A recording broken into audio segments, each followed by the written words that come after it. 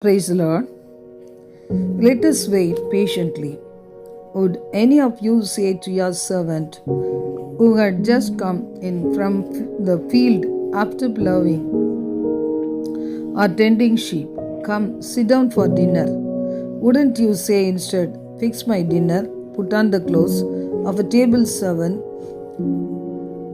and wait on me while I eat and drink? After that, you can eat and drink. You won't thank the servant because the servant did what you asked. Will you, in the same way, when you have done everything required of you, you should say, we servants deserve no special praise. We have only done our duty. Luke 17 7 to 10. Today, many are facing problems because of their impatience. Everyone wanted to prove their talents in many ways without any fear. If we have any talent, we have to spend it for God's glory. Devil cheats people to do cruel things. It urges them to kill one another without their knowledge. So God says, don't be lazy to entertain in bad things. We be active and do good to others. Jesus said, is it possible a servant can be praised by his master after doing his normal work? It is his duty. For that work, he may get money from that master, but even though he feels tired, he must do all the works for a day. Likewise, our reward will come at the due time, but till that day we have to be faithful in our life. Happy are you when people insult you and harass you and speak all kinds of bad and false things about you, all because of me. Be full of joy and be glad, because you have a great reward in heaven. In the same way, people harassed the prophets who came before you. Matthew 5 11 and 12. We should be thankful about great reward we are going to possess one day, but some people are living only for this world, so their life is fully corrupted by many things. At that time, as Mordecai continued to work at the king's gate, two royal eunuchs, Bitan and Teresia, became angry with King Augustus. They were among the guards protecting the doorway to the king, but they secretly planned to kill him. When Mordecai got wind of it, he reported it to Queen Esther. She spoke to the king about it, saying the information came from Mordecai.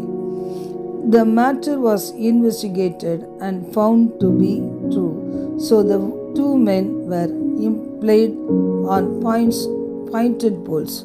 A report about the event was written in the royal record with the king's present.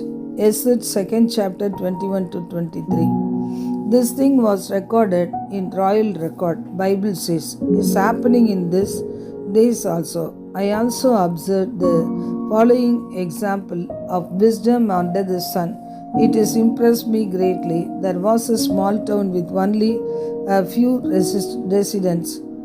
A mighty king came against it, surrounded it, and waged a terrible war against it. Now there lived in that town a poor but wise man who saved anyone by his wisdom. But no one remembered that poor man. So I thought wisdom is better than might, but the wisdom of commoners is despised and their words aren't heeded. Ecclesiastes 9:13 to 16. This is the right thing happening everywhere, but still we have to live in faithfulness. But for everything there is a time. So here Bible says Mordecai's great thing was remembered by King Augustus, and he honored Mordecai. That same night, the king simply couldn't sleep. He had the official royal records brought in. and his young male servants began reading them to the king. They came to the report about Mordecai, informing on Bithan and Teresh. They were the two royal eunuchs among the gods protecting the king's doorways, who secretly planned to kill King Augustus. What was done to honor and reward Mordecai for this? The king asked.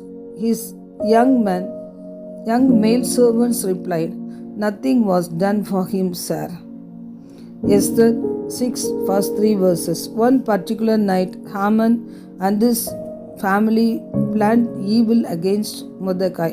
But at that time, God did a great miracle. What is that? Mordecai's good deed was remembered by King Augustus the same night, and Mordecai was honored by the king. So do all, but leave all worries in God's hand. Have a nice day. God bless you all. God bless you.